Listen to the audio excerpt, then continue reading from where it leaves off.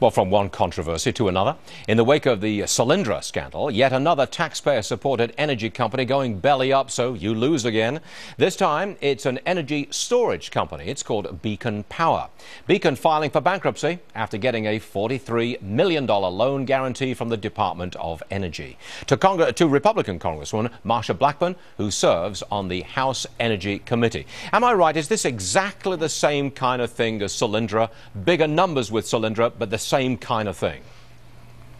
It is the same kind of thing, Stuart, and so interesting it is to note that Solyndra was the first to get a loan and Beacon Power is the second to have gotten a loan under this program. And it's exactly the reason I have said, look, let's get into this guarantee program and pull all 28 of these companies that have received these loans.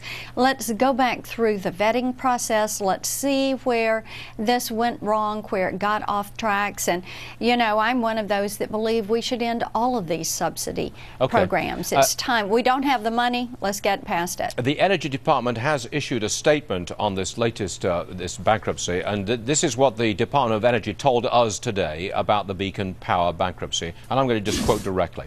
Protecting taxpayer dollars remains the top priority for Secretary Chu and the department, which is why we were careful to include many protections for the taxpayer in the loan guarantee for the Beacon Power's Steventown project. What guarantees are they talking about? It seems to me that taxpayers have lost money.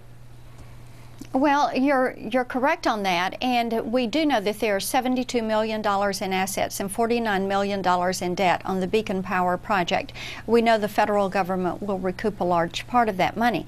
But here again, you know, we're going to have to go through a wait and see, a selling assets, and if there were other precautions that were put in place on this loan that were not put in place on Solyndra, then that definitely is going to lead us to further questions. Of course, we know this week at our hearing with Susan Richardson, who's legal counsel for Department of Energy, we're going to be able to find out a little bit about why she chose to subordinate the American people in that Solyndra loan. You can't really do much about this. The money's been committed to a whole raft of green energy companies. The money is out there. It's been committed.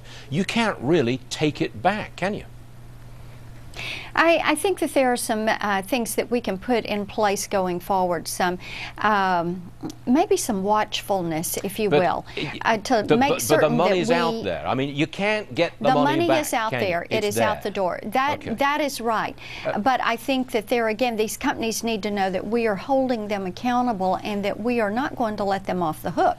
Their boards, their investors need to know this. It just worries me, and I'm sure our viewers, that we're losing money here. And you can't get the money back. You can't do anything about it. I'm sorry to raise this issue, Congresswoman Blackburn, but it reminds me of the incandescent light bulbs.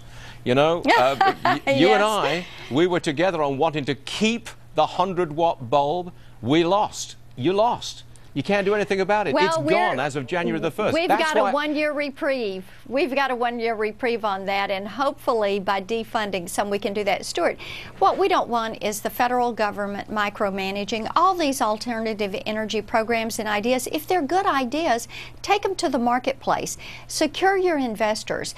Then make it a profitable venture. But we know the best energy policy for the United States is going to be drill here, drill now. Would a Republican administration end the idea that the government can pick winners, end putting public money into private companies? Would you stop that flat out? My hope is that not only a Republican administration, but that we will have a Republican-controlled Senate that will agree with a Republican-controlled House that the time has come to end these subsidies and having the federal government trying to micromanage and pick winners and losers. Okay, Congresswoman Blackburn, I'm glad you got us a one-year extension on the incandescent light bulb, because... That's right. We're still fighting to keep the light bulb of our choice. Okay. Thank you very much for being with us. Always a pleasure. Thanks, Stuart.